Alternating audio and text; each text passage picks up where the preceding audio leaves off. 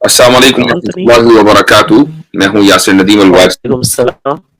आज माशाल्लाह हमारे साथ एक हमारे भाई जी, हैं जी। जिनसे हमारा उखुवत का इस्लामी उखुवत का रिश्ता है और वो रिश्ता अभी कुछ दिनों पहले कायम हुआ है। अ, मेरे से ये राब्ते में आए चंद दिन पहले गालिबन कुछ वीडियोस देखी होंगी और मुझे बड़ी खुशी हुई ये जानकर कि इन्होंने अपनी तहकीक के बाद इस्लाम कबूल किया है और दूसरे मजहबों की किताबें भी पढ़ी हैं।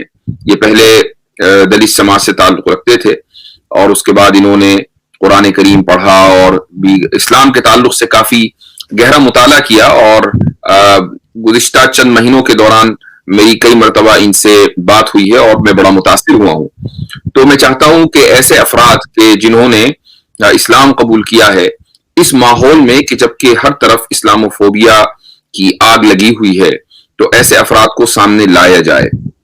लेकिन थोड़ा अफसोस ये होता है कि हम जिस माहौल में रह रहे हैं वहां हम उनकी शनाख्त जाहिर नहीं कर सकते, उनका नाम जाहिर नहीं कर सकते, उनकी वीडियो नहीं ला सकते।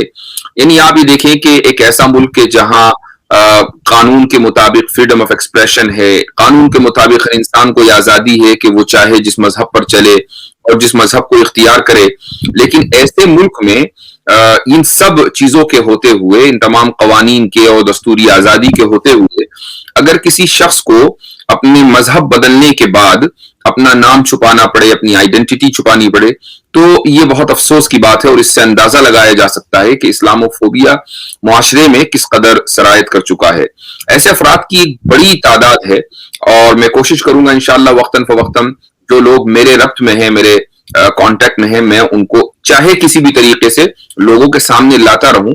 उससे एक फायदा तो ये होता है कि जो ये हजरात हैं जिन्होंने बड़ी मुश्किल के साथ चैलेंजेस को कबूल करते हुए इस्लाम कबूल किया है, एक तो ये कि उनका एक फिक्री ताउन और उनका कोऑपरेशन होता है उनके साथ, और दूसरा ये भी फायदा होता है कि लोगों को खुद जो पहले से मुसलमान हैं उनको ये अंदाजा होता है कि इस्लामोफोबिया दरअसल सिर्फ नेगेटिव ही असर नहीं करता है, बाज मतलब वो पॉजिटिव भी असर करता है। तो बहरहाल मेरे साथ हमारे और सबसे पहले तो मैं आपका इस्तकबाल करता हूँ जी, जी, जनाब। अस्सलाम वालेकुम। और वालेकुम मैं अस्सलाम। बहुत जी, जी, मैं बहुत खुश हूँ कि मैं आपसे बात कर पा रहा हूँ लाइव पर, क्योंकि मैं आपसे बहुत मुतासिर हूँ। दरअसल बात ये है कि आप जिस अंदाज से आप तहकीक के साथ और लॉजिक के साथ आप जो है दीन की सही सूरत आप पेश कर रहे हैं, तो आप बहुत ही अच्छा काम कर रहे हैं। मैं मतलब बहुत खुश हुआ था आपकी जब पहली बार मैंने वीडियो देखी थी। तो वो रिगार्डिंग एवोल्यूशन के रिगार्डिंग ही आप कुछ पॉइंट्स पे बात कर रहे थे। मैं बहुत खुश हुआ उसको देख के, तब मैंने आपको कांटेक्ट किया, ऐसे हमारा राब्ता बना। तो ये बात जज़ाकुमुल्लाह। है। तो मुझे थोड़ा सा जी, आप अपना बैकग्राउंड बताइए कि आपकी जर्नी कैसी रही यहाँ तक। जी, जैसे कि मैं आपको बता रहा था कि मैं दलित फैमिली में मेरा जन्म हुआ था। हम्म। तो हाँ, हमारे मुल्क में क्या है कि दलित जो है उनको कहा तो जाता है वो हिंदू है, मतलब उनको माना जाता है ऐसा, हम्म। लेकिन एक्चुअली वो वोट बैंक ही होते हैं वो। हम्म। सच्चाई यही है। हम्म। वोट बैंक के अलावा उनकी कोई आइडेंटिटी नहीं है। लेकिन मैं अपनी आइडेंटिटी ढूंढ रहा था कि मैं क्या हूं, अगर मैं मेरा अगर अस्तित्व, मेरा वजूद सिर्फ यही है कि मैं सिर्फ वोट के लिए इस्तेमाल किया जाए मुझे, हम्म। तो ये तो ठीक नहीं है ना। मतलब मैं देखिए, मुझे अपनी लाइफ में एक्सेप्टेंस नहीं मिला है, बीइंग दलित हम्म। एक्सेप्टेंस नहीं मिला मुझे। तो इस बात से मैं थोड़ा मतलब डिससेटिस्फाइड था। तो फिर मैंने जो है जर्नी मेरी स्टार्ट हुई है, मैंने तहकीक करनी शुरू की कि मैं हूँ क्या, मैं मेरा बैकग्राउंड क्या है और मेरा पर्पस क्या है लाइफ का। ये सब क्वेश्चंस थे। तो ऐसे करते करते करते करते मैं स्टडी करता रहा। तो साइंस भी पढ़ा थोड़ा, इसीलिए साइंस भी पढ़ा कि देखते हैं कि साइंस क्या कहता है। लेकिन साइंस में भी कुछ आंसर्स नहीं थे, कुछ बातों पे मैं साइंस आपको रोक कर ये छुपी पूछना चाहूंगा कि आपकी डिग्री है। क्या है, आपने क्या पढ़ाई की है अभी तक, जी, यानी कॉलेज में प्रोफेशनल। नहीं, कॉलेज तो नहीं जा पाया मैं। अच्छा। 12वीं पास हूँ मैं। जी, ज्यादा आप पढ़ा लिखा नहीं। ठीक है, आपने ट्वेल्थ पढ़ी है। नहीं, जी, पढ़ा लिखा होने का मतलब ये नहीं है कि आपके हाथ में कोई डिग्री हो। आदमी खुद से स्टडी करके भी बहुत कुछ पढ़ लिख लेता है। तो आपने साइंस पढ़ी, साइंस आपने किस तरीके से पढ़ी? क्योंकि कोई आदमी एक क्रेडिबिलिटी पर क्वेश्चन कर सकता है कि हो सकता है भाई आपने साइंस जी पढ़ी जी तो लेकिन सही से ना पढ़ी हो, तो मैंने इसलिए साइंस में मैंने जो जैसे कि जो बड़े बड़े जो स्कॉलर्स हैं साइंस के, जैसे आइंस्टाइन है या न्यूटन है या इस टाइप के जो लोग हैं जो बेसिकली जो कॉस्मोलॉजी पे जिन्होंने बात की है, या आप कहें कि मतलब डायनेमिक्स पे जो बात करते हैं और जो क्वांटम फिजिक्स वगैरह पे जो बात करते हैं, उसके बारे में मैं जानना चाह रहा था। तो इसीलिए फिर मैं उनके आर्टिकल्स में पढ़ता रहता था, और जो जो जो अपडेट्स आते थे, जैसे सपोज कोई थ्योरी आई है तो उसका कोई रिपीटिशन आया है या वो कायम है, तो वो सब मैं चेक करता रहता था। तो उससे काफी हेल्प मिला मुझे। स्टीफन हॉकिंस को भी काफी पढ़ा मैंने। फिर एक और डायरेक्शन में चला गया, क्योंकि वो भी कुछ बातों पे चुप था, कुछ सवालों के जवाब नहीं दिए। जैसे एक मैं ग्रेविटी के ऊपर बहुत ज्यादा मैं रिसर्च कर रहा था, तो ग्रेविटॉन के बारे में मैं काफी कुछ पढ़ रहा था। तो ये समझ में आने लगा मुझे कि जिस जिस हस्ती ने ग्रेविटॉन को बनाया है, जिसका अभी तक हम उसको डिटेक्ट भी नहीं कर पा रहे, तो वो कौन सी शक्ति है, वहां तक मैं पहुंचने की कोशिश कर रहा था। क्योंकि ये सब चीजें आपको पता है कि मतलब हर एक अगर कोई चीज है तो उसका कॉज भी है। तो I was more interested in cause कि मैं वहां पर उस तक पहुंचू। तो ये था मेरे मन में। लेकिन फिर ये हुआ कि कुछ सवाल फिर भी अनअटेंडेड रहे। तो फिर मैंने सोचा कि और किताबें और स्कॉलर्स क्या कहते हैं। फिर मैं जो है ये जो रिलीजियस जो स्क्रिप्चर्स है इनकी तरफ में मुड़ा कि देखता हूँ कि क्या है, क्या मिलता है इसमें। तो पढ़ते पढ़ते पढ़ते काफी टाइम हो गया, फिर क्रिश्चियनिटी तक पहुंचा। क्रिश्चियनिटी में पहुंचा तो वहां एक और मुझे और सवाल मिला है। पैगंबर का जो मुझे जो इंट्रोडक्शन हुआ है वो वहीं से हुआ है, क्रिश्चियनिटी से। ओल्ड टेस्टामेंट न्यू टेस्टामेंट जब पढ़ा मैंने, तो मुझे पता लग गया कि मैसेंजर कोई चीज होता है। फिर कमाल की बात ये थी कि ईसा अलैहिस्सलाम, जीसस, वो खुद सजदा करते हैं किसी और को। सारे पैगंबर किसी और को सजदा कर रहे हैं। तो जो अगर हम ये बोलते हैं कि भाई जीसस गॉड है, तो अगर गॉड किसी और को अगर सजदा कर रहा है तो हम उसको देखें वो कौन है। तो मेरा ये सवाल था, वहां तक पहुंचने की कोशिश कर रहा था मैं। फिर जो है उसी में तारुफ हुआ मुझे शेख अहमद दीदार का मैंने एक लेक्चर सुना था उस टाइम पर। मैं ढूंढ रहा था ये सब क्या है, तो वहां से पता लगा कि मोहम्मद नाम का कोई शख्स है सल्लल्लाहु अलैहि वसल्लम। हाँ, वहां से मुझे पता लगा कि ये लास्ट मैसेंजर इनको बोल रहे हैं। अब मेरी आदत ये है कि मैं हर एक चीज का पहले ऑपरेशन करता हूँ। मैं कोई भी चीज किसी के कहने पे नहीं मान लेता। मैं जानना चाह रहा था ये शख्स कौन है, तो मैंने बायोग्राफी पढ़नी शुरू की उनकी। उस टाइम तक यूट्यूब आ गया था और जो है काफी आर्टिकल्स थे। ये कितने दिन पहले की बात है, कितने साल हो गए इस चीज को? ये मैं मोहम्मद सल्लल्लाहु अलैहि वसल्लम की जो मैंने जो बायोग्राफी फर्स्ट टाइम पढ़ी थी 2011 में। ओके, ठीक है। 2011 में मैंने पढ़ना शुरू किया था उनके बारे में। उस वक्त आपकी उम्र क्या होगी? उस टाइम आई वाज अराउंड 8 साल पहले की बात है, 8 साल। तो आई वाज अराउंड 30। ठीक है, 29 30 29 30। ठीक है जी, इतनी एज थी। ठीक है। तो वो पढ़ना शुरू किया तो मैं बहुत इंप्रेस्ड हो गया उनसे। उनकी जो कनेक्शन गया है क्या? नहीं, इस कनेक्शन ओके जी। हाँ, तो मैं बायोग्राफी पढ़ी, मैं तो उनकी जो सीरत थी, उनकी जो पर्सनालिटी थी, मैं बहुत ज्यादा इंप्रेस्ड हो गया उससे। ये मेरा टर्निंग पॉइंट रहा। तो मैं और जानना चाह रहा था कि ये इनका कंट्रीब्यूशन क्या है। तो पता लगा कि कुरान ये देखे गए। तो डायरेक्ट में एक पॉइंट पर आ गया कि इनकी क्रेडिबिलिटी को चेक करने का एक ही तरीका है, कुरान को चेक किया जाए। अगर कुरान में मुझे गलती मिलेगी, इसका मतलब इनका जो दावा था वो सही नहीं था, कि मतलब जैसे मुझे कुरान मिला वैसे मैंने ट्रांसफर कर दिया। अगर उसमें ह्यूमन इंटरवेंशन मिलता है कुरान में, तो इस्लाम का दावा गलत हो जाएगा। ये सीधा सीधा फॉर्मूला हो गया। फिर मैं बहुत गहरी तहकीक में उतर गया कुरान को लेके। साइंस में ऑलरेडी पढ़ रहा था और बाकी फिलोसफी वगैरह भी पढ़ रहा था मैं। तो काफी टाइम मैंने 2-3 साल तो सिर्फ इसी में रहा कि इसमें गलती पकड़ी जाए, पहले देखा जाए कि क्या है, इनका दावा सही है क्या, कि इसमें कोई मिस्टेक नहीं है। और हर एक चीज को बिल्कुल अनबायस्ड, बिल्कुल न्यूट्रल होके मैंने जज करना स्टार्ट किया कुरान को। और बहुत डीप में जाके रिसर्च किया तो पता लगा कि ये किताब वाकई ही एक मतलब अजीम किताब है ये। तो ये रहा मेरा जर्नी। फिर जब मुझे पक्का यकीन हो गया, मैं मतलब हर तरीके से ठोक बजाकर देखा मैंने इस किताब को, अकल के पैमाने पर, किसी के कहने पे नहीं। फिर जब यकीन हो गया कि हाँ ये वाकई ही एक किताब है जिसकी मुझे तलाश थी, तो फिर मैंने फिर 2015 में मैं इस्लाम कबूल किया। तो चुपके ऐसा से किया फिर? जी ऐसा भी तो हुआ जी होगा जी कि जब आप कुरान का मुताला कर रहे थे और जी ये जी कोशिश कर रहे थे कि इसमें आपको कोई गलती मिल जाए, तो जी कहीं जी आप अटके हों, कहीं आपको ऐसा लगा हो कि जी शायद ये गलत है, तो आपने उसको जी कैसे अटका हूँ। ठीक किया? मैं एक्चुअली क्या हुआ कि आर्टिकल्स बहुत सारे थे। एक एक वेबसाइट है आंसरिंग क्रिश्चियनिटी, ओके। तो अक्सर मैं वहां पर जाया करता था। हुँ, तो वहां पर एक मेरे फ्रेंड बन गए।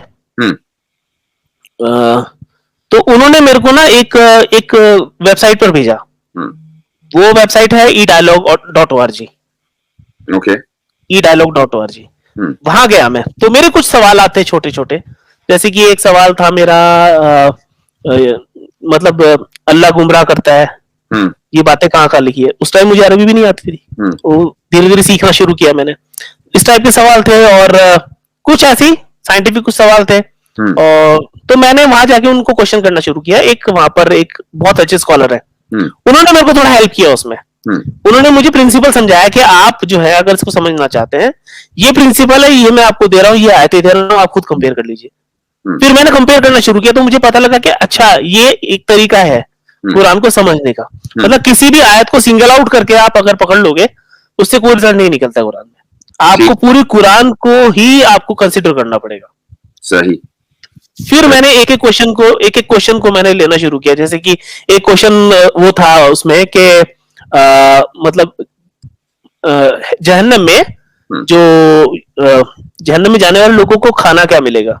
हुँ, तो ये किसी ने एतराज कर रखा था कि एक जगह जो है वो किसलीन है, एक जगह वो उसमें सुर गाशिया में हुँ, एक अलग फूड है।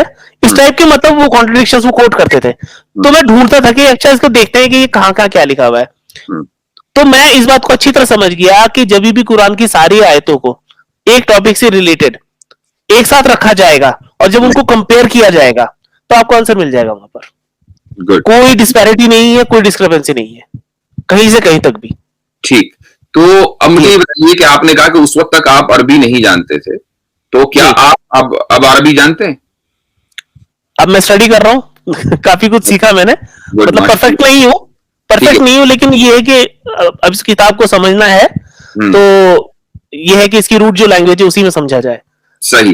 तो यानी इसका खुलासा ये निकला कि अगर आप इस किताब को, किताब मुकद्दस को, कुरान करीम को आप जी किसी तर्जुमे के, चाहे हिंदी हो, अंग्रेजी हो, उसकी मदद से अगर आप इसको समझने की कोशिश करते, तो क्या जी आप उस नतीजे पर, रिजल्ट पर पहुंच पाते जिस पर आप आज हैं? नहीं, ओके। उसका रीजन है हुँ, क्योंकि जो जो मोटा मोटा जो मुकदमा है कुरान का, हुँ, वो तो समझ में आ जाता है। हुँ, लेकिन जो बारीकियां हैं ना, जो बारीकी अरबी समझने के बाद जो समझ में आती है, वो उसका लेवल कुछ और है। जैसे कि मैं आपसे उस दिन डिस्कस कर रहा था, हुँ, एक वो आयत है ना, उसमें सूरह तौबा की आयत है, आयत नंबर 32। जी, आयत नंबर 32 में वहां पर अन की जो मतलब अन के साथ अन युत्फियु, ये युरीदूना अल्फाज आया है। युत्फिउ जी। यस। हुँ, अब ये जो है ये सेम सेम आयत सूरह सफ में आती है, लेकिन वहां पर ली के साथ है। युरीदूना लियुत्फिउ जी। अब ये बहुत सटल एक डिफरेंस है। हुँ, इतना सटल है कि आपको ट्रांसलेशन में दोनों ट्रांसलेशन सेम मिलेंगे आपको, जी हाँ। हु बहु सेम है। आप पकड़ नहीं पाएंगे कि कौन सी जगह क्या बात हो रही है। हुँ, लेकिन ये चीजें समझने के बाद मैं ये समझा कि ये माइन्यूट जो है डिटेल्स हैं और एक ट्यूनिंग है। हुँ, हुँ, किसी चीज के कॉन्टेक्स्ट को समझने के लिए एक हल्का सा ट्विस्ट लाया जाता है, फिर उसका पूरा कॉन्टेक्स्ट खुल जाता है। तो वहां पर जो मोहम्मद सल्लल्लाहु अलैहि वसल्लम के नाम की बात हो रही थी, वो वजह ली से जाहिर हुई। हुँ, अगर मैं नहीं पढ़ा होता तो मैं नहीं समझ पाता कि बात क्या हो रही है। तो ठीक। डिटेल्स में जाने के लिए तो अरबी की जरूरत है।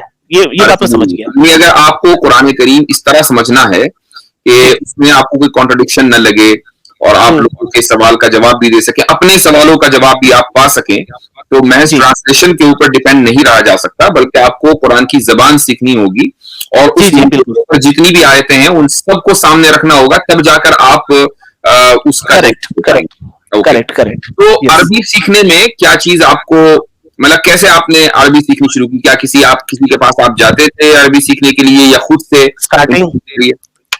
जी स्टार्टिंग में तो जहां पर मैंने नमाज पढ़ना स्टार्ट किया था, हुँ, वहीं पर एक इमाम साहब थे, बड़े अच्छे इमाम साहब थे वो। जी। तो उन्होंने मेरे को पहले हर्फ के हिज्जे करने सिखाए, मतलब अल्फाज जो है कैसे पढ़ा जाएगा, क्योंकि मुझे तो अलिफ भी पढ़ना नहीं आता था उस टाइम पर।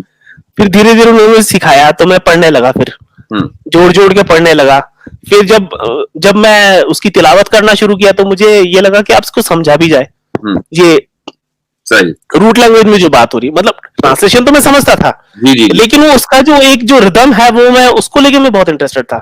तो उसको समझने के लिए और बारीकी में जाने के लिए फिर मैंने जो है धीरे धीरे अरबी सीखना स्टार्ट किया। तो कुछ यूट्यूब से सीखा, कुछ किताबें ऐसे ऐसे करके मैं सीखा। कुछ लोकल स्कॉलर्स हैं जो लोग अरबी जानते हैं, तो उनसे भी जब कोई मुश्किल आती है तो उनसे पूछ लेता हूँ। जैसे आपसे भी 2-3 बार पूछा मैंने कि इसका ये क्या है, इसको कैसे इंटरप्रेट किया जाएगा, तो ऐसे करके सीख रहा हूँ।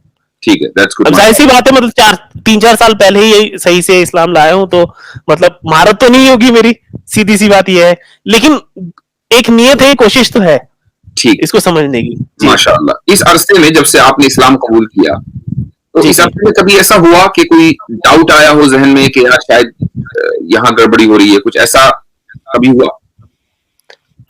डाउट इन द सेंस के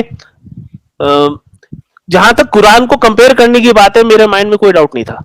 ओके। रीजन था उसका रीजन ये था कि मैं 100% कन्विंस था इस बात को लेकर कि ये जो शख्स है मोहम्मद सल्लल्लाहु अलैहि वसल्लम, इन्होंने अपनी लाइफ में झूठ बोला नहीं, पहली बात। और ये कुरान जैसे उनके ऊपर आया है विदाउट एनी पॉल्यूशन, मतलब उसका कोई इंटरवेंशन नहीं है उनका उसमें, वो एज इट इज उन्होंने मुझे दे दिया। इसका मतलब ये हुआ कि आया तो सीधा अल्लाह की तरफ से ही है। अब इसका मतलब ये हुआ कि आपको सारे जवाब इसमें मिलेंगे, ये तो पक्की बात है। ये अप्रोच लेके मैं किसी आयत को लेकर स्टडी करना स्टार्ट करता था, तो मुझे डाउट कभी भी नहीं था किसी चीज में। यानी ये था कि ऐसा हो सकता है कि मुझे सवाल का जवाब अभी ना मिले, इवेंचुअली मिलेगा, इवेंचुअली मिल जाएगा। इवेंचुअली तो होता ही है, उसमें जवाब होता है। अभी तक तो मैं जैसे वो वाला था, इनहेरिटेंस वाला एक सवाल था, या इस टाइप से कि धरती और आसमान की तख्लीक 8 दिन में हुई, 6 दिन में हुई, छोटे छोटे जो नुआंसेस हैं जो लोग पकड़ नहीं पाते, उसका जवाब कुरान में ही होता है। सही, वही दिया होता है जवाब। अगली मर्तबा आपसे गुफ्तगू होगी तो हम डिटेल में गुफ्तगू करेंगे आपकी कुरानिक अंडरस्टैंडिंग के बारे में। फिलहाल तो मैं सिर्फ जर्नी के बारे में आपसे जानना चाहूंगा। तो अब मुझे ये बताइए कि क्या आपने हिंदुइज्म का मुताला किया है? हिंदुइज्म किस तरीके की है? जी किया है, बहुत डीप में नहीं किया, लेकिन मोटा मोटा तो किया है। तो कोई आदमी ये भी तो कह सकता है कि भाई आपने चूंकि हिंदुइज्म को नहीं पढ़ा तो इसलिए आपको वो मजहब सही नहीं लग रहा है, सनातन मजहब, और आपने इस्लाम का मुताला कर लिया तो वही आपको सही लगा। ओके, इसका जवाब ये है कि नहीं कि मैंने बिल्कुल स्टडी नहीं किया हिंदुइज्म। मेरी जो फैमिली है वो फॉलो तो हिंदुइज्म को ही करती है। मेरे घर वाले तो सीधे साधे बेचारे, वो मेरी तरह खोजी नहीं है, वो चीरफाड़ नहीं करते किसी चीज की। उनको तो बेचारों को जैसा समझा दिया गया वैसे वो समझ रहे हैं। हिंदुइज्म के तौर तरीके वो सब मैं बचपन से देखता आ रहा हूँ, मैं उस कम्युनिटी में रहा हूँ उनके बीच में, तो मुझे पता था कि क्या गड़बड़ है। पता था मुझे। हाँ, फिर जब मैंने वेदों का थोड़ा बहुत जब मैंने मुताला करना शुरू किया तो मुझे उसमें पता लग गया कि इसमें मिलावट हुई है। वो खुद कहते हैं। तो इसका मतलब ये जो गड़बड़ आपने देखी है वो सिर्फ मुआशरे में और सोसाइटी में गड़बड़ नहीं है, बल्कि उस गड़बड़ का जो कॉज है वो स्क्रिप्चर्स हैं। हाँ बिल्कुल है। ठीक है, बिल्कुल है, वाजे क्लियर कट एक्सप्लिसिट श्लोकास है जो दिखाते हैं कि हाँ ये जो है किसी ने अपने फायदे के लिए इसमें इंसर्ट कर दिया, उसका कोई एक्सप्लेनेशन दे ही नहीं सकता, कोई डिफेंस नहीं है उसका। अगर कोई इस वीडियो को सुनने वाला, चूंकि ऑब्वियसली आपको ना तो देख रहा है ना आपका नाम है और ना दिखाना है, मैंने ये नहीं कह रहा हूं कि आप अपने आप को दिखाएं, आइडेंटिटी रिवील करें, that's not what I am saying. कहने का मकसद ये कि कोई ये कह सकता है कि भाई ये तो सेटअप होगा, यही हो सकता है कि कोई आदमी मुसलमान ही हो, उसी को हमने नो मुस्लिम बनाकर बिठा दिया हो, यानी एक से एक बढ़कर है ना माशाल्लाह इस वक्त। तो क्या कोई ऐसा तरीका है कि आप मसलन मुझसे अगर कोई ये कहे कि मैं थोड़ा सा प्रेटेंड करूं कि एक जमाने में मैं कुछ और था, तो मैं कभी प्रेटेंड नहीं कर पाऊंगा। यानी हो सकता है कि गहराई से ही ना हो। जी जी तो क्या करेक्ट। आपको अगर कोई ये कहे कि आप मैथ्स प्रिटेंड कर रहे हैं, तो क्या इसका जवाब देंगे? उसका जवाब ये कि मुझे स्टैम्प पेपर पे पहले वो बंदा लिख के दे कि मैं आपकी पूरी सिक्योरिटी का जिम्मा उठाता हूँ, हम्म पूरी सिक्योरिटी चाहिए मुझे। हम्म इवन अगर मेरे ऊपर कोई अटैक होता है तो वो ये भी सिक्योरिटी ले मेरी कि मैं आपको हाथ के हाथ में आपको जो है इस मुल्क से बाहर भेज रहा हूँ फिलहाल के लिए। क्योंकि देखो बात बात देखो ये है कि अपने वतन से बहुत मोहब्बत है, सही, अपने वतन से बहुत मोहब्बत ठीक है ना। माशाअल्लाह। और लेकिन अगर ऐसी सिचुएशन हुई तो मैं कुछ टाइम के लिए बाहर भी जाने के लिए तैयार हूँ। वो बंदा पर्सनली आके मुझसे मिले, स्टाम्प पेपर पे लिख के दे, तो मैं अपना चेहरा, अपनी आइडेंटिटी सब कुछ दिखाने के लिए तैयार हूँ। कोई झूठ नहीं है इसमें। दैट्स ग्रेट माशाल्लाह। तो आप जहां रहते हैं वहां आपके कलीग्स होंगे, जहां जहां भी आप काम करते होंगे, तो वहां पर आपकी बात के ऊपर उनसे गुफ्तगू होती है, बातचीत होती है, तो क्या वो बिल्कुल होती। अच्छा, तो अगर होती है तो क्या वो समझ जाते हैं कि भाई आपका जो रुझान है, जो जो आपका इंक्लिनेशन है वो इस्लाम की तरफ है, या वो ये समझ जाते हैं कि आप मुसलमान हैं? देखिए ये बात तो सबको पता है कि मैं रिवर्ट हूँ। अच्छा, आपके जितने भी कलीग्स हैं? हाँ, इवन जहां मैं काम करता हूँ वहां भी मैंने ओपनली बताया हुआ है। ठीक है। क्योंकि जिस इंस्टीट्यूशन में मैं काम कर रहा हूँ वहां के जो हेड है वो बहुत समझदार है। ओके। बिल्कुल सेक्युलर, बहुत समझदार है और वो सपोर्ट भी करते हैं। लेकिन इसका ये मतलब नहीं है कि सब लोग सपोर्ट करते हैं। सही। इसका ये भी मतलब नहीं है। तो कन्फ्रंटेशंस होते हैं, कन्फ्रंटेशंस तो रहेंगे, होते हैं, मेरी सोसाइटी में भी होता है, मेरे रिश्तेदार भी करते हैं मुझसे। अच्छा। लेकिन मैं उनसे एक बात कहता हूँ, सिंपल तरीका, सबसे आसान तरीका ये है कि आप जो कह रहे हैं उसके बैकअप के लिए आप दलील ले आए, मेरे सामने रखें, तमीज से मुझसे। मैं पहले भी अपने बात से रुजू कर चुका हूं। जब मैं गलत था किसी बात को लेकर मैंने रुजू, उस दिन देखिए आपसे मैं बात कर रहा था, आपने मुझे एक दो जगह करेक्ट किया, क्या मैं मैंने आपको आंसर बैक किया उसके लिए? नहीं किया। मैं आपकी बात को मान गया। क्यों? क्योंकि एक इंसान में ये क्वालिटी होनी चाहिए कि वो अपनी बात से रुजू कर ले कहीं भी गलत हो। तो मैं सबको ये बात बोलता हूं कि आप मुझे एविडेंस दीजिए, मैं अपने फेथ को रिनाउंस करने के लिए तैयार हूं, लेकिन पक्का वैलिड एविडेंस चाहिए मुझे इस बात के लिए। ठीक, ये पहली शर्त होगी। और आपको, जैसे आपने कहा कि भाई मुझे कोई स्टैम्प पेपर लिख कर दे मेरे हिफाजत खातिर, तब मैं रिवील करूंगा, तो आपको खतरा किन लोगों से हो सकता है? यानी अपनी कम्युनिटी जिसको हम दलित कम्युनिटी बोलते हैं उनसे है, या मतलब किस तरह के लोगों से आपको खतरा है? इस्लामोफोब से। ओके। इनसे मुझे खतरा है। सही है। तो मतलब ये किसी भी हद तक भी जा सकते हैं, किसी को टारगेट करने के लिए। और आप देख ही रहे हैं क्या चल रहा है देश में, हालात क्या है। बिल्कुल। तो ये कोई छुपी बात नहीं है। तो क्या दलित कम्युनिटी में भी इस्लामोफोब्स है? बिल्कुल है। अच्छा। मैं एक नतीजे पर पहुंचा हूं मैं कि देखिए, चाहे मुस्लिम कम्युनिटी हो, चाहे वो किसी भी मजहब की कम्युनिटी हो, चाहे दलित हो, चाहे कोई भी हो, अकल के अंधे हर जगह हैं। सही। ये किसी भी कम्युनिटी, मैं किसी कम्युनिटी को मैं वो नहीं कर रहा हूं, टारगेट नहीं कर रहा हूं। ये हर जगह मिलेंगे आपको, और इनसे डील करना जो है ऑलमोस्ट इम्पॉसिबल होता है। सही। अच्छा, जी बोलिए। जी सॉरी। रीजन क्या है उसका? रीजन ये है कि एक टर्म है उसको बोलते हैं डबल स्टैंडर्ड्स,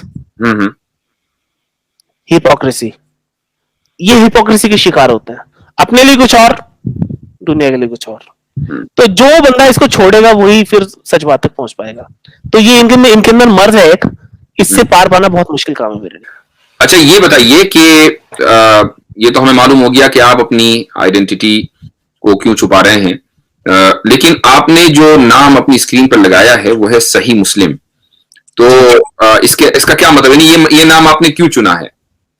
जी, ये नाम इसलिए चुना है क्योंकि कुरान करीम के बाद जिस किताब से मैं सबसे ज्यादा मुतासिर हुआ, जिसके स्टाइल को लेकर और जिसकी ऑनेस्टी को लेकर और जिस स्कॉलर को लेकर मैं सबसे ज्यादा मुतासिर हुआ, वो थे इमाम मुस्लिम जो है, जिन्होंने सही मुस्लिम लिखी है। वो किताब जो है बहुत ही उम्दा किताब उन्होंने लिखी। इतना उम्दा काम किया है, जो मुकदमा जो लिखा है, जिस तरीके से उन्होंने लिखा है, और जो बातें उसमें लिखी है कि हम सिर्फ अपनी ऑनेस्टी के साथ हम काम कर रहे हैं, और जो सही हदीसें हैं उनका कलेक्शन हम लेकर आ रहे हैं, और उस उसूल पर जो कि उस टाइम जितने भी मुहद्दिसीन हज़रात थे उनमें कॉमन था। सबके कंसेंसस को लेकर उन्होंने जो है उस किताब को लिखा है, उसके बाद रीचेक करवाया है। मैं बहुत ज्यादा मुतासिर हुआ उस बात से। तो फिर मैंने वो मतलब देखिए, मैंने अपना नाम चेंज नहीं किया अभी तक, जो मेरा ओरिजिनल जो डॉक्यूमेंट्स में नाम है, नाम मेरा अभी भी वही है, क्योंकि मेरी माँ का रखा हुआ नाम है, तो मैं उस नाम से प्यार करता हूँ। ठीक है, लेकिन अगर कभी ऐसा हुआ कि मेरे को नाम चेंज करना है, तो मैं अपना नाम ये रखूंगा, सही मुस्लिम। और मुझे एज एग्जाम्पल लोगों को दिखाना है कि मुस्लिम कैसा होता है।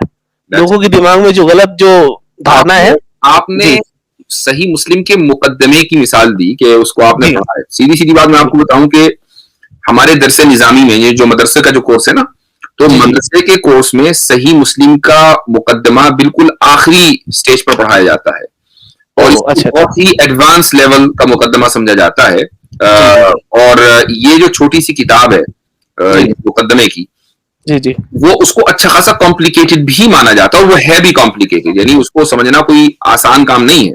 वो और यही वजह है कि जो स्टूडेंट्स होते हैं वो थोड़ा सा परेशान भी होते हैं एग्जाम के वक्त, भाई पता नहीं क्या पूछ रहे हैं। लेकिन आप जिस अंदाज से कह रहे हैं कि आप उस मुकद्दमे से बड़े मुतासिर हैं, तो कैसे आप समझ लिया? मैं कोरिलेट करता हूँ चीजों को।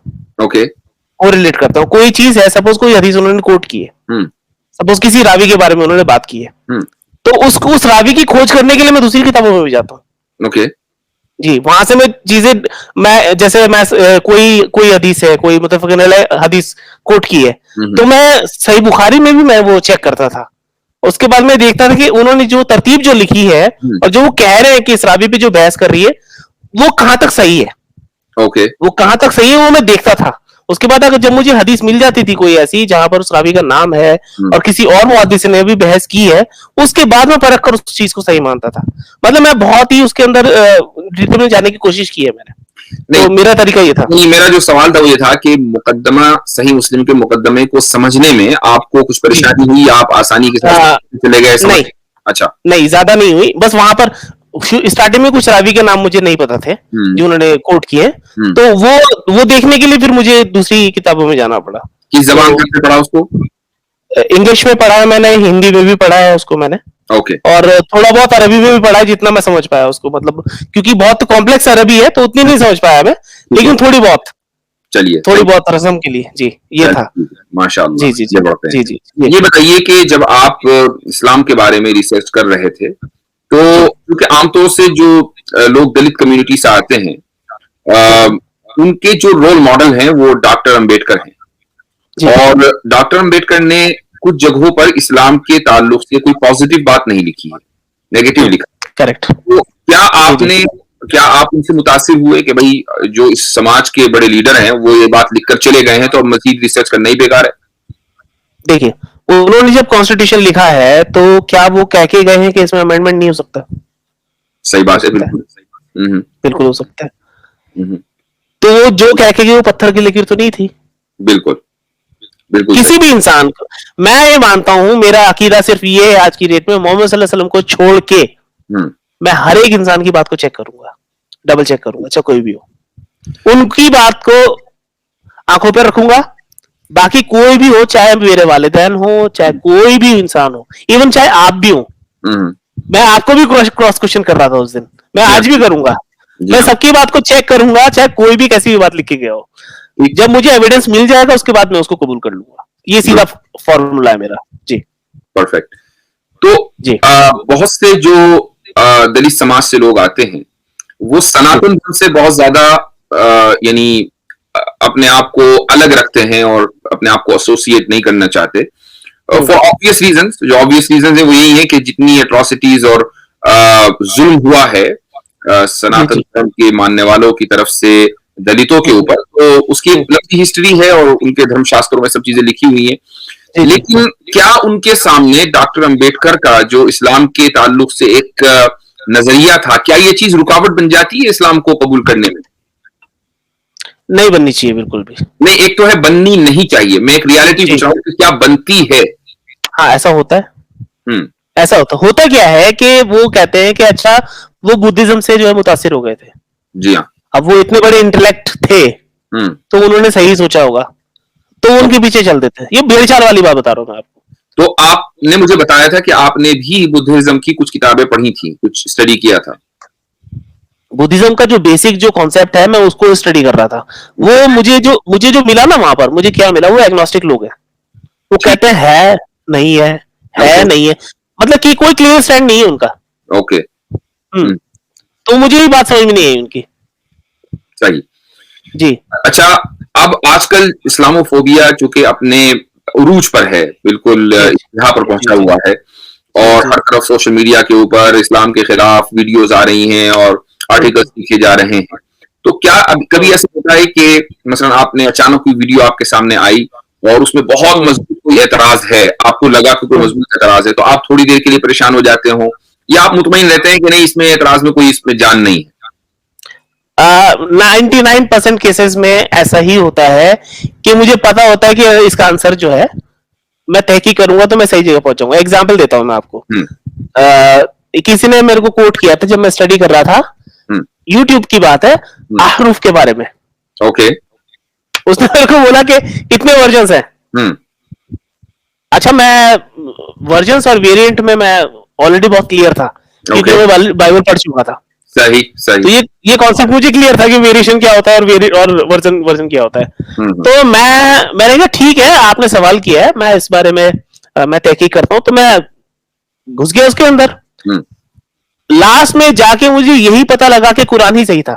मतलब 7 अहरूफ को समझने के लिए आपको कम से कम बेसिक अरबिक तो चाहिए। बेसिक उतनी तो मैं सीख चुका था। जी हाँ, उतनी तो मैं सीख ही चुका था कि मैं उसको समझ सकूं कि अल्फाज लिखा क्या, सही, गुड, माशाल्लाह। में कौन से खत में लिखा हुआ है, उसने स्टडी किया है। मैन्युस्क्रिप्ट के अंदर तक चला गया मैं उसको स्टडी करने के लिए। इवन मैं जो ई डायलॉग पे जो शेख थे, मैंने उनसे पर्सनली रिक्वेस्ट किया कि आप इस टाइम सऊदी में हैं, मुझे वो नुस्खे के फोटो आप भेजें, मुझे अभी देखना है वो। तो उन्होंने फिर वो मुझे मुहैया कराया। उन्होंने, मैंने कंपेयर किया, सारा सब कुछ कंपेयर किया मैंने। ठीक है। एक कुरान है, कोई प्रॉब्लम नहीं है। तो ये, हालांकि लोग इससे परेशान हो सकते हैं इस सवाल से, ये बहुत ही मतलब एक बहुत ही नाजुक एक सवाल है, लेकिन तहकीक करने वाले के लिए कुछ नहीं है। हम लोग परेशान हो जाते हैं, लेकिन आपने जो 2 लफ्जों में इस मसले को हल किया है ना, वर्जन और वेरिएंट, ये 2 लफ्ज हैं जी। इन 2 लफ्जों से ये सवाल जो है वहीं खत्म हो जाता है। बिल्कुल जी हाँ, बिल्कुल। और आम लोग इसमें फर्क नहीं कर पाते हैं, और जिन लोगों को ऑब्जेक्शन होता है वो अगर जानते भी हैं तो भी उनको करना नहीं होता, क्योंकि उनके सामने मकसद होता है कि हमें इस्लाम के खिलाफ ऑब्जेक्शन करना है, no matter what. Correct correct, बात सही है। जी जी। अच्छा, आप जैसे लोग आपकी नजर में कितने होंगे? बहुत कम है, बहुत ही कम लोग हैं। मतलब इस्लाम से मुतासिर लोग तो होते हैं, ये बात सही है, लेकिन उनके पीछे जो ड्राइविंग फोर्स है वो मैं नहीं समझ पाता हूँ। कई बार ड्राइविंग फोर्स गलत भी होता है इस्लाम में आने का। इस बात से भी मैं थोड़ा परेशान हूँ, लेकिन जिस लेवल पे मैंने तहकीक की है ना, इस लेवल पे मुझे बहुत कम लोग मिलते हैं। ठीक है, ये बहुत बड़ी प्रॉब्लम है। चलें, एक तो ये कि तहकीक का लेवल, एक ये कि सिर्फ नो मुस्लिम आपकी नजर में, यानी मैं बहुत सारे नो मुस्लिमों को जानता हूं जिन्होंने इस्लाम कबूल किया है, लेकिन आप कितने नो मुस्लिम्स को जानते हैं? जो रिवर्ट्स हैं, जी, हार्डली 4 लोगों को आप जो ऊपरली आए। ठीक है, सही है। अच्छा, आप अपनी फैमिली पर कितनी मेहनत कर रहे हैं, और क्या इस, अब सबसे बड़ी बात तो ये कि ये नियत है भी कि नहीं है, और है तो फिर उसके ताल्लुक से कितने एफर्ट्स हो रहे हैं? देखिए, मेरे जो पेरेंट्स है ना, मेरे पेरेंट्स का, मैंने आपको बताया, बहुत सीधे लोग हैं वो जी। मैं उनसे किसी तरह का डिबेट या आर्गुमेंट नहीं कर सकता, क्योंकि वो पढ़े लिखे भी नहीं है। वो मेरी तरह, वो मैंने आपको बताया ना, ऑपरेशन भी नहीं करते बातों का। वो उनको सिर्फ मैं इतनी बातें बताता हूँ कि देखिए कि अच्छाई तो ये है, ये अच्छा काम है, ये इस्लाम ने मेरे को ये सिखाया। जैसे कि मैं पहले उनकी देखभाल उतनी अच्छे तरीके से नहीं करता था। इस्लाम समझने के बाद मुझे ये लगा कि वालिदैन के जो हुकूक है, उनका जो एहतराम है, उनका जो मकाम है, और जो कुरान में जो सिखाया है कि आप उफ़ भी नहीं करेंगे अपने माँ बाप को, वो सीखने के बाद जब मैं वैसे उनके सामने पेश आने लगा तो उनको बड़ा अच्छा लगा। मतलब उन्होंने मेरे को एक्सेप्ट किया इस्लाम के साथ। ठीक ठीक। ये देखते हुए कि इसने कुरान से क्या सीखा। ये अलग बात है कि उनका ज़हनी लेवल उतना नहीं है कि वो उस नतीजे पर पहुंच जाए, और जाहिर सी बात है, एज भी हो गई है, तो आप समझ सकते हैं। सही है। तो आप हिकमत के साथ, मतलब ये कि उनको डायरेक्ट अगरचे नहीं उनको दावत दे रहे हैं, लेकिन इनडायरेक्ट आप कर रहे हैं। अच्छा, इनडायरेक्ट कर रहा हूँ। आपके जो और सिबलिंग्स हैं? बड़ा भाई है। अच्छा, तो उसके साथ जो आपके सिबलिंग्स हैं, क्या उनको मालूम है, और अगर उनको मालूम है तो उनका रिएक्शन क्या है? भाई का जो है, जो मेरा जो बड़ा भाई है, उसके साथ तो मेरा जो रिलेशन है वो बहुत ही अच्छा रिलेशन है। तो लेकिन जो मेरे कजन्स हैं, उनसे मेरा रिलेशन खराब हो गया इस्लाम की वजह से। अच्छा, फाइनली। ओके, ठीक। आप मैरिड हैं? नहीं, अच्छा, सही है। अभी नहीं। अच्छा, आपका मुसलमानों के साथ जो जब से आपने इस्लाम कबूल किया है, मैं बहुत ओपनली बात कर रहा हूँ कि बहुत सी मर्तबा रिवर्ट्स जब लोग होते हैं तो उनको थोड़ा सा चैलेंजेस आते हैं किसी कम्युनिटी में, नई कम्युनिटी में एडजस्ट होने में। तो इस एतबार से आपका क्या एक्सपीरियंस रहा? देखिए, जिस कम्युनिटी को मैंने सबसे पहले जिनके साथ मेरा राब्ता हुआ, वो बड़े अच्छे लोग निकले। वो सब पढ़े लिखे लोग थे और यूनिवर्सिटीज में पढ़ने वाले लोग थे। एक अच्छा माहौल मेरे को मिला। लेकिन जो गांव का जो माहौल था, वहां थोड़ा रेजिस्टेंस मुझे मिला है। मतलब वो उन लोगों ने कुछ ऐसे सवाल किए जो मुझे समझ में नहीं आए। अच्छा। और हाँ, कुछ चीजें मुझे इस्लाम में आने के बाद पता लगी। तो लेकिन मेरा ज़हनी लेवल इतना लेवल पे है कि मैं किसी भी चीज को एनालाइज करने लायक हूँ कि जो बंदा सामने बात कर रहा है वो उसमें क्या क्या सच्चाई हो सकती है। मिसाल तो ऐसी मुझे कोई ऐसी मिसाल दीजिए आपको इस्लाम में आने के बाद पता चला कि, और फिर आपने उसको मिसाल के तौर पर देवबंदी और बरेलवी का जो कॉन्सेप्ट, ये मेरे लिए नई चीज थी। ठीक। लेकिन जब मैं इसकी अंदर में डिटेल में गया और जब मैं खुद कोशिश करी जानने की, तो पता लगा फिकी मसाइल है, इसका अकीदे से कोई मतलब नहीं है। तो ये ऐसा कोई इशू नहीं है। लेकिन बहुत से ऐसे भी इश्यूज हैं कि जिनमें अकीदे के ताल्लुक से इख्तिलाफ है, और जी। और बहुत पहले से है, मतलब आज से नहीं है, बहुत पहले से है मुसलमानों। अच्छा। तो अगर मान लें आज नहीं कल आपके सामने कोई ऐसी चीज आए, यानी अकीदा ये नहीं है कि अल्लाह एक है कि दो हैं, लियाज बिल्ला, बुनियादी अकीदे हैं उस पर सबका इत्तेफाक है। हाँ, ये बात सही है। किताब पर, कुरान के बारे में किसी का कोई अकीदा ये नहीं है कि नहीं जी कुरान यानी बदला जा सकता है या बदल गया है, लियाज बिल्ला। यानी कुरान के ताल्लुक से सबका अकीदा एक है, रसूल के ताल्लुक से सबका अकीदा एक है, अल्लाह के ताल्लुक से सबका अकीदा एक है, और इस तरीके से तकदीर के ताल्लुक से, मलाइका के ताल्लुक से जो बुनियादी अकायद हैं उनमें कोई इख्तिलाफ नहीं है।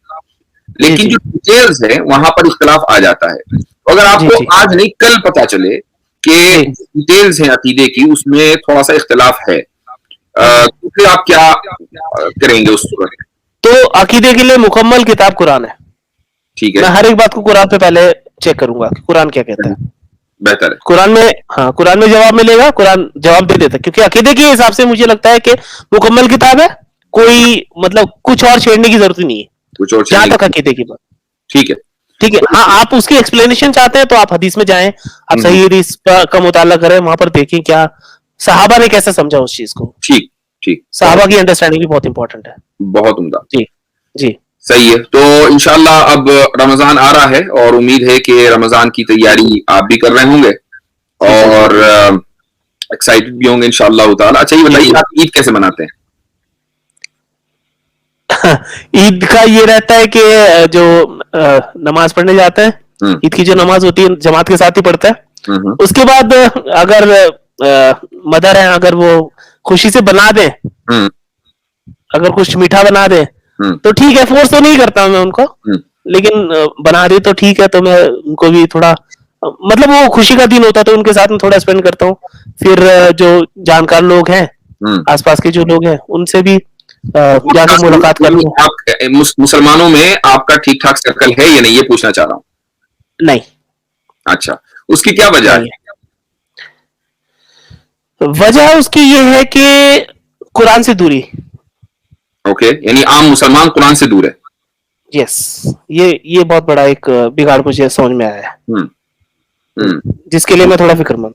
ये बहुत अहम बात आपने कही है और ये बात हकीकत है कि आम मुसलमान कोई नहीं, आपने जितना कुरान 3 साल में 4 साल में माशाल्लाह पढ़ लिया और समझ लिया है, तो जो एक बड़ी तादाद ऐसी है 60-70 साल के बूढ़े लोगों की, तो वो भी कुरान करीम एक बड़ी तादाद ऐसी है, अक्सरियत ऐसी होगी दुनिया में कि वो हम्म, कुरान करीम उतना नहीं समझ पाते, ना पढ़ पाते।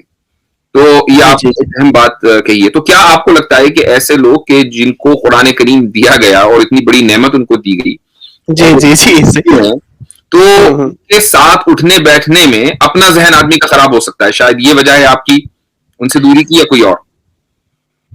मुझे लगता है कि वो दीन को लेके सीरियस नहीं है। अच्छा, ठीक है। मुझे मेन वजह वजह यही लगती है कि मतलब मैं जब उनके अमाल देखता हूँ और मैं जब मैं कुरान से चेक करता हूँ कि कुरान में तो ये लिखा हुआ है, तो वो फिर वो कुछ और ही बात बताते हैं, मतलब वो इख्तलाफ सा एक पैदा हो जाता है। इख्तिलाफ सा पैदा हो जाता है, ठीक है। हाँ, तो वो मेरे मुझे अच्छा नहीं लगता। इसका मतलब बहुत सिलेक्टेड लोग हैं, जो लाइक माइंडेड लोग हैं, आप उन्हीं से यानी कांटेक्ट रखते हैं। मेरा सीधा फॉर्मूला है, सीधा हम्म, फॉर्मूला है। एविडेंस में बात होगी, हम्म, एविडेंस में बात होगी, चाहे चाहे वो किसी भी हद तक हो, अगर एटम के लेवल पे, एटम के पार्टिकल से उस लेवल पे भी जाना पड़े, वहां तक भी जाएंगे, लेकिन बात सिर्फ एविडेंस की होगी। कुरान से मैंने यही सीखा है कि आप जब तक आपका किसी चीज पे मुताला ना हो, आप उसमें बात ना करें। वो उसमें आता है ना सूरह इसरा में, हम्म। क्या इंसान तू किसी ऐसी चीज की पैरवी मत कर जिसके बारे में तुझे नहीं पता। सही, सही। हम्म। माशाल्लाह। ला तकफु मा लैसा लका लका भी बिही इल्म। यस। बहुत तो उम्दा। यही रहता है, कसौटी कसौटी यही रहती है कि हर एक चीज को जो है, हालांकि ये देखिए, ये एक बात तो क्लियर है कि कुछ चीजों में दलील और अकल नहीं चलती है, ये बात भी क्लियर है। हम्म, नबी अलैहिस्सलाम के कुछ फरमान ऐसे जो है बस, हम्म। तो हमारे अकीदत हम उसको फॉलो करते हैं। सही। लेकिन हाँ, जहां तक आर्ग्यूमेंट्स और डिबेट और किसी ऐसी चीज की बात आती है कि कोई कुरान पे कोई सवाल कर रहा है हम्म। या कोई ऐसा कोई सवाल लेकर आ रहा है, तो वहां पर बात होगी, फिर वो डिटेल में बात होगी और विद एविडेंस बात होगी। ये है, आपने यही उर्दू अप्रोच है। नहीं? उर्दू नहीं आती मुझे ठीक से, मतलब उर्दू ऐसे बोल लेता हूँ, लेकिन बोल तो कुछ अच्छे हैं आप। अब जी, अरबी पढ़ी है तो अब कुछ अल्फाज तो मिलते जुलते हैं, हम्म, तो तोड़ तोड़ के थोड़ा बहुत कुछ समझ लेता हूँ, लेकिन उसमें अब वो कुछ अल्फाज ऐसे पे आ गया है, चे, हम्म। ये सब मैं नहीं समझ पाता हूँ उसमें। अच्छा, अच्छा। तो ये, और वो मेरा स्कोप भी नहीं है। देखिए मकसद क्या है कि ना अरबी बोलनी है मेरे को, ना मेरे को कहीं सऊदी जाना है, हम्म, मुझे तो यही अपने मुल्क में ही रहना है और हम्म। कुरान समझना है, तो उतना ही स्कोप था मेरा, तो मैं उतना ही समझना चाहता था जी। आप जैसा शख्स कि जिसने कुरान को इतनी गहराई के साथ पढ़ा है और इस दावे के साथ माशाल्लाह आप बात करते हैं, यकीन के साथ बात करते हैं, जो आम मुसलमान भी नहीं कर पाते, सीधी बात तो ये है। तो आप जैसा शख्स हम्म, एक बहुत बड़ा एसेट है मुसलमानों के लिए। तो आप अगर दावा के मैदान में एक्टिव हो जाते हैं, तो इस बात हम्म, का इम्कान बढ़ जाता है, पॉसिबिलिटी बढ़ जाती है कि बहुत से लोग मुतासिर हों। क्योंकि मैं अगर हम्म, एक बात करूंगा तो लोग ये कहेंगे कि भाई ये तो इसको तो करनी ही है बात, क्योंकि ये पैदा मुसलमान हुआ है। वही जी बात जी आप जी। करेंगे तो ऐसा लगेगा कि हाँ भाई, लगेगा क्या यही हकीकत है कि आपने जो बात आप कर रहे हैं वो तहकीक की बुनियाद पर कर रहे हैं। आप उसको इसलिए सच नहीं समझते क्योंकि आप उस खानदान में पैदा हुए हैं, बल्कि इसलिए हम्म, समझते हैं क्योंकि आपने उसको पढ़ा है, स्टडी किया है। हम्म, तो इस ताल्लुक से आपका क्या नजरिया है कि आप जो अमानत आपके सीने में अल्लाह ताला ने दी है आपको, आपके कांधे पर वो अमानत है, तो वो अमानत आप दूसरे लोगों को पहुंचाएं कि जिनको हिदायत, जो हिदायत से अभी तक महरूम है। और हम जी लोगों की दरअसल ये जिम्मेदारी थी कि हम इस अजीम पैगाम को पूरी दुनिया में पहुंचाते और उस माशरे में, उस सोसाइटी में उसको फैलाते जिस सोसाइटी में हम लोग रहते हैं। हम्म, लेकिन अफसोस कि ऐसा न हुआ और बड़ी गंदी हमसे कोताही हुई है। तो क्या हम्म। आप इस ताल्लुक से संजीदा हैं, सिंसियर हैं, सीरियस? बिल्कुल मैं, हम्म, बिल्कुल बिल्कुल बहुत ज्यादा सीरियस हूँ मैं इस बात को लेकर। हम्म। और जैसे भी जितना भी होता है मैं चुपके चुपके काम भी करता हूँ मैं, जहां ठीक। तक दावत की बात है। हम्म, खुले तौर पर तो नहीं हो पाता, क्योंकि सही। ऐसा भी हुआ था कि एक टाइम ऐसा आया था स्टार्टिंग में जब बहुत ज्यादा जोश था। हम्म, अब से 2-3 साल पहले की बात है, जब बिल्कुल नया नया ही हम्म। इस्लाम मतलब था, तो फिर अपने ही शहर में बहुत ज्यादा रेजिस्टेंस आनी शुरू हो गई उस बात सही, को लेकर। सही। वो, और वो जो एक्टिविटी थी हमारी, जो दावत की, जो हम लोगों को समझाते थे इस्लाम के हम्म, बारे में, हम्म। वो भी बंद हो गई। सही। वो भी बंद ओके। होगी, तो मतलब अभी कोई ऐसा प्लेटफॉर्म नहीं मिल रहा है मुझे कि हम्म। जहां मैं लोगों से बैठ के बात कर सकूं। तो ये आपके सामने प्लेटफॉर्म है तो, जिस ये पर आप अब आया तो, बात कर रहे हैं। अ- अब आया, मैं तो बहुत खुश हूं कि मुझे आज बात करने का मौका मिल रहा है, वो भी आपके जैसी अजीम शख्सियत के सामने। मैं बहुत ज्यादा खुश हूं इस बात को लेके। लेकिन मैं एक सीधा सीधा मैसेज सबको देना चाहता हूँ, सब भी, सभी लोगों जो सुन रहे हैं। देखिए, इस बात में कोई कोई भी डाउट नहीं है कि कुरान अल्लाह का कलाम है। ये बात मैं दावे से कह रहा हूँ अपनी तहकीक करने के बाद, और इस बात में भी कोई दो राय नहीं है कि जजमेंट डे है, होगा। उस दिन जो सवालात होंगे और उस दिन जो इंसान की हालत होगी, उससे बचने का तरीका ये है कि वो अपनी अकल का इस्तेमाल अभी कर ले, माशाल्लाह। अभी कर ले। देखिए, मेरा एक क्रिश्चियन फ्रेंड है, वो एक दिन मेरी उससे बात चल रही थी, तो वो ना बहुत इमोशनल आर्गुमेंट करता है किसी बात को लेके। तो मैं उससे कह रहा था, मैं उससे मैन्युस्क्रिप्ट पे बात कर रहा था, कोई एक मैन्युस्क्रिप्ट है P59, ओके, ओल्ड टेस्टामेंट की मैन्युस्क्रिप्ट है P59, तो नहीं, न्यू टेस्टामेंट की। तो मैं उससे बात कर रहा था उससे, तो वो कहने लगा मुझे कि तू चाहे मुझे अगर किसी सच्चाई भी दिखा देगा, मैं तो भी नहीं मानूंगा, मेरा जो बिलीफ है वो मेरे साथ रहेगा। और उसने मुझे बोला कि सेम चीज तेरे साथ है, मैं तुझे कुछ लाके दिखा दूंगा तो तू भी नहीं मानेगा। मैंने उसे बोला, मैंने कहा मैं तो मान लूंगा, मैं तो बोल रहा हूँ, चलो मैं इस्लाम छोड़ता हूँ, मुझे लाओ दलील लेकर आओ। दलील चाहिए मुझे सबसे पहले, दलील नहीं मिलेगी मैं कुछ ही नहीं मानूंगा। सही, सही है ना। फाइनल जो डेस्टिनेशन है वो ये होनी चाहिए कि आप किसी चीज को एनालाइज करें, आपके अंदर आपकी जो अकल है वो इस लेवल पे होनी चाहिए कि आप without any pre conceived notion आप किसी चीज को समझने के लायक हो। तो लोगों से मेरा कहना यही है कि आप खुद से तहकीक करें, किसी की बातों में ना आए, चाहे वो अपने सगे ही हो, खुद से तहकीक करें, किसी रिजल्ट पर पहुंचे तो बात बनेगी। अब मैं आज इतने दावे से, कॉन्फिडेंस से कह रहा हूं कि मैं कुरान की किसी भी आयत पे, किसी भी टॉपिक पे, जहां तक कॉन्ट्रडिक्शंस की बात है और एरर की बात है, मैं बात करने के लिए तैयार हूं, किसी भी प्लेटफॉर्म पे, किसी भी स्कॉलर से, क्योंकि रिसर्च की है। गुड, गुड, माशाल्लाह। तो ये होना चाहिए, ये एक तरीका है, मतलब किसी भी चीज को फॉलो करने का, ब्लाइंडली नहीं करना है। मैं चाहूंगा इंशाल्लाह में हम इसको खत्म करते हैं, काफी लंबी बात हो गई है, और मतलब ये था कि आपका एक चाहे गुमनाम ही सही तारुफ हो जाए लोगों के सामने, और लोगों को बहुत से लोग थोड़ा सा परेशान हो जाते हैं जब इस्लामोफोबिया के या इस्लामोफोब्स के अटैक देखते हैं। तो मैं बहुत ज्यादा अल्हम्दुलिल्लाह पॉजिटिव सोचता हूँ इस ताल्लुक से कि हमारी ये हिस्ट्री रही है, ये अल्लाह ताला के कलाम के खिलाफ जब भी गुफ्तगू की गई है और लोगों ने उस पर एतराज किए हैं, वो कलाम उतना ही फैला है और उतनी ही उसकी एक्सेप्टेंस हुई है। तो ये शुरू से हिस्ट्री है। तो मैं अल्हम्दुलिल्लाह पॉजिटिवली सोचता हूँ, और इत्तेफाक से चूंकि मैं आपसे पहले से राब्ते में था, और भी 2-4 हमारे अहबाब इंशाल्लाह उनको भी मुझे लेकर आना है। तो चाहता था कि लोग हैं, चाहे वो इस्लामोफोब्स हो और चाहे वो मुसलमान हो, उनको ये मालूम होना चाहिए कि इस्लामोफोबिया के इस दौर में इस्लाम अभी भी उसी तरीके से फैल रहा है जैसा कि उसको फैलना चाहिए। अल्हम्दुलिल्लाह थोड़ा सा अगर हमारी तरफ से एफर्ट ज्यादा होंगे, जो हमारी जिम्मेदारी है, यानी अल्लाह ताला ने हमारी जिम्मेदारी बनाई थी, हमने किया, इसके बावजूद बखुद ये फैल रहा है। लेकिन अगर हम अपनी जिम्मेदारी भी पूरी करने लगे तो उसके जो नताइज निकलेंगे वो इंशाल्लाह बहुत ही अच्छे होंगे। तो मकसद आज की इस गुफ्तगू का ये था। आखिर में मैं आपसे एक रिक्वेस्ट जरूर करना चाहूंगा, वो रिक्वेस्ट ये है कि माशाल्लाह अब इस सोशल मीडिया के दौर में किसी को आपकी कोई खास प्लेटफॉर्म बनाने की जरूरत नहीं है। आपका फोन आपका प्लेटफॉर्म है, आपका लैपटॉप आपका प्लेटफॉर्म है।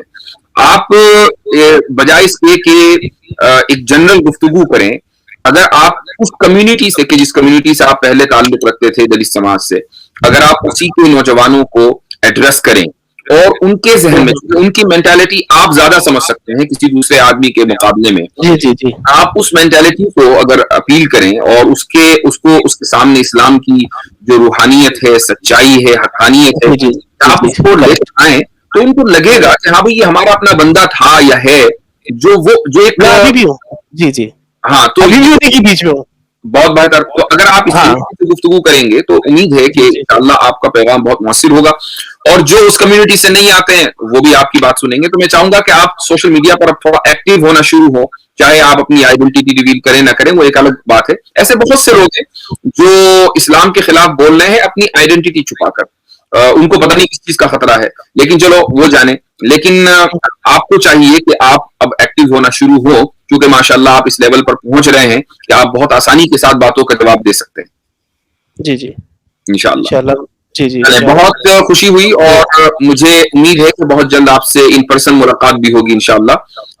जी आप लुकिंग फॉरवर्ड फॉर दैट। आप जैसे लोगों से मिलने की मुझे बड़ी तमन्ना रहती है, तो और उसकी एक बड़ी वजह रहती है कि हमारा नामा अमाल जो है ना उसमें बहुत कुछ उल्टा सीधा लिखा हुआ है, लेकिन आपका बड़ा फ्रेश चल रहा है अभी, तो आपकी दुआएं जल्दी कबूल होंगी। तो मुझे उम्मीद है कि आप जी इंशाल्लाह रमजान में दुआओं में अपने लिए भी दुआ करूंगा और आपके लिए भी, और हर एक कम्युनिटी के लिए। मैं अपने सारे जो देशवासी हैं उनके लिए भी दुआ करूंगा, सब मेरे भाई हैं, बिल्कुल है ना, तो सभी के लिए दुआ करनी है। जज़ाकुमुल्लाह खैरन, बहुत बहुत शुक्रिया। अस्सलाम जी जी वालेकुम व रहमतुल्लाहि व बरकातुहू। जी वालेकुम।